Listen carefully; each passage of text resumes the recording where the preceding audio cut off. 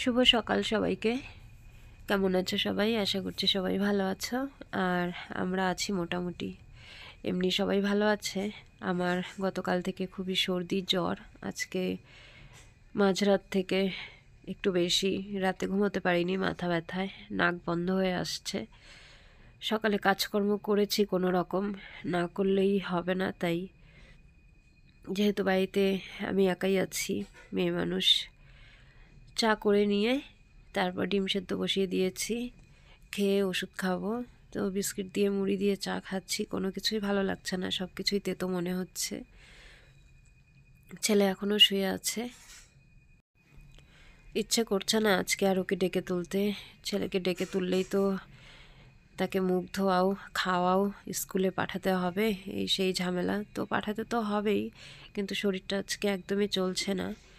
তো সমুদ্র বাবা এই যে গাড়ি বের করলো, হাতে হাতে করে দেয় আমাকে সব কিছুই, কিন্তু তারপরেও না। তোমার তোমার সোয়েটার দিয়ে মুছো।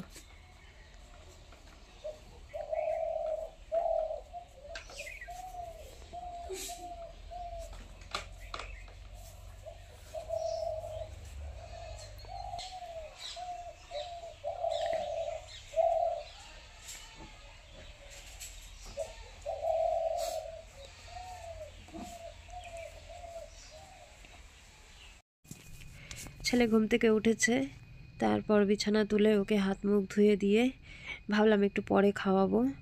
একটা ডিম সেদ্ধ খেয়েছে, ভাত একটু পরেই খাওয়াবো, কারণ সকালবেলা এমনিতেই খেতে ইচ্ছে করে না। তারপর যদি দেরি করে ঘুম থেকে ওঠে, খিদে তো পাই না। আমি বইগুলো গুছিয়ে নিই, ওর পাপাকে বললাম বই গোছাতে, রুটিন অনুযায়ী বই খুঁজেই পায় না। বইগুলো নতুন, তার মধ্যে মানে বুঝতেই পারে না কোনটা কি। উপরে লেখা আছে, তারপরেও বলে আমার এলোমেলো হয়ে যায়। বই গোছাতে এসে মনে হয় 7টা 8টা হাঁচি চলে এসেছে আমার। সর্দি লাগলে এরকমই হয়, খুবই অস্বস্তিকর একটা ব্যাপার। আমার তো ভীষণই বিরক্ত লাগে, মনে হয় এর থেকে যদি শুধু শুধু জ্বর এসে 2-4 দিন বিছানায় পড়ে থাকি তাও ভালো, কিন্তু সর্দি লাগলে খুব খারাপ লাগে। আর অসুখ বিসুখ নাই করুক, দিনভর কাজ করব, সেটাই সব থেকে ভালো। কিন্তু অসুখ বিসুখ হয়ে ওই বিছানায় শুয়ে বসে থাকা একদম ভালো লাগে না।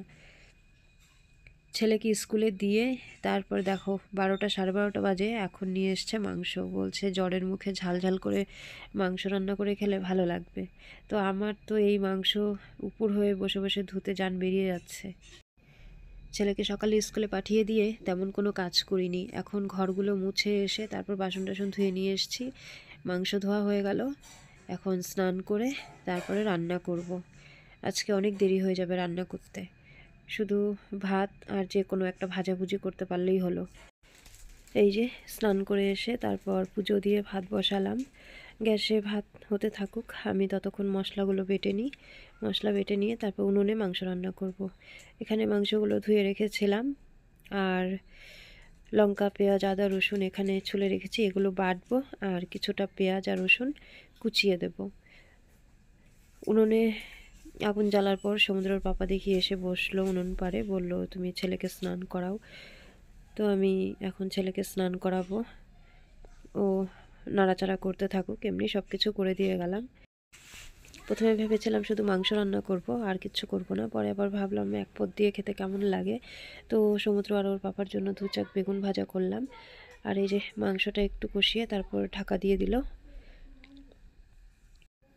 সমুদ্রকে স্নান করানো হয়ে গেছে, এখন জামা প্যান্ট পরাবো, আবার টিউশনের জন্য বই গোছাতে হবে।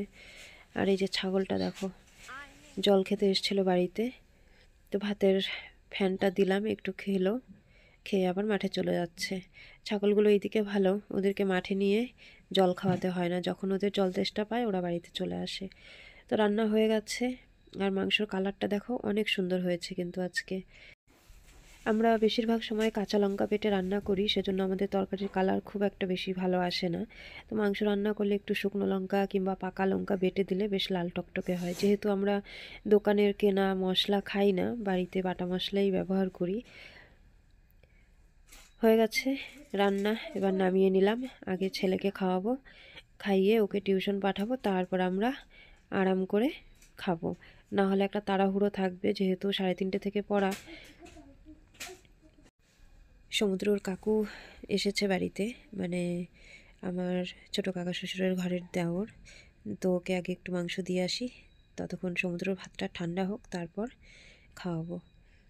তো এই যে ভাত বেড়ে রেখেছি। বাচ্চা তো ভালো মন্দ দেখলে একটু বেশি খুশি হয়। এমনি মাছ আগে খুব খেত যখন ছোট ছিল, এখন আবার কি হয়েছে, একদমই মাছ খেতে চায় না, মাংস দেখলে খুব খুশি হয়। তো দুপুরে খাওয়া দাওয়া সেরে তারপরে যে সমুদ্রের পাপা এসেছিল নদীর পাড়ে, আমি আসিনি, আমার খুব খারাপ লাগছিল, আমি খাওয়া দাওয়া সেরে একটু শুয়ে পড়েছিলাম। তো এসে নদীর পাড়ে যে ভিডিও করেছে। আর মামাবাড়ি থেকে খেজুর পাতা এনেছিলাম। খেজুর পাতাগুলো রোদে দিতে হয়, আবার সন্ধ্যাবেলা ঢেকে রাখতে হয়। রোজ রোজ আনা নেওয়া করার থেকে এখানেই আর কি ঢেকে রাখি। খেজুর পাতা যদি ভালো মতো না শুকোয় তাহলে পাটি ভালো হয় না। তো সেজন্য এখানে আর কি অনেক দিন থেকেই শুকোতে দেওয়া হয়েছে। তো এই যে সমুদ্র পাপা এসছে পাতাগুলোকে ঢেকে দিতে। এটা নদীর পাড়, এই জায়গাগুলো আমাদেরই, কিন্তু নদীতে ভেঙে নিয়ে গেছিলো, তো এখন বাড়ি থেকে অনেকটা নিচু হয়ে গেছে জায়গাটা, মানে ভেঙে ভেঙে নদীতে চলে গেছে মাটি। এখানে টুকটাক শাকসবজি চাষ করা হয়, তো সর্ষে লাগানো হয়েছে, রাই সর্ষে, তারপর লাউ, কুমড়ো, কলা গাছও আছে, এসব টুকটাক লাগানো হয় আর কি। সর্ষে ফুল ফুটেছে অনেক। এই যে খেজুর পাতা, সেই মাসখানেক হতে চললো মামাবাড়ি থেকে এনেছিলাম, এগুলো দিয়ে পাটি বানাবো। এখন সন্ধ্যাবেলা, ছেলে টিউশন থেকে এসছে, মনে হয় ম্যাম আজকে বকেছে, তাই বাড়ি এসে হাত মুখ ধুয়ে অমনি বই নিয়ে বসে গেছে। আর এই যে সমুদ্রের পাপা চা বানিয়ে নিয়ে আসলো, আমাকে বললো একটু খেয়ে নিতে। তো দুদিন আগে বিস্কিট এনেছিল, এই বিস্কিটগুলো আমি বলেছিলাম ভালো লাগে খেতে, তো আজকে আবার একটা নিয়ে এলো। আজকে আর কোনো কিছুই ভালো লাগছে না। চলো, আজকের ভিডিওটা কোনো রকম করে ভয়েস ওভার দিয়ে করলাম, জানি না তোমাদের কেমন লাগবে। যদি ভালো লাগে তাহলে একটা লাইক করে দিও, কমেন্ট করো, আর চ্যানেলটা সাবস্ক্রাইব করে আমার পাশে থেকো। যারা অলরেডি আমার চ্যানেলটা সাবস্ক্রাইব করেছো তাদেরকে অনেক অনেক ধন্যবাদ। তোমাদের সহযোগিতা ছাড়া আমি এগিয়ে যেতে পারবো না। তো চলো, আজকে এ পর্যন্তই। সবাই ভালো থেকো, সুস্থ থেকো, দেখা হবে পরের ভিডিওতে। আজকে এ পর্যন্তই।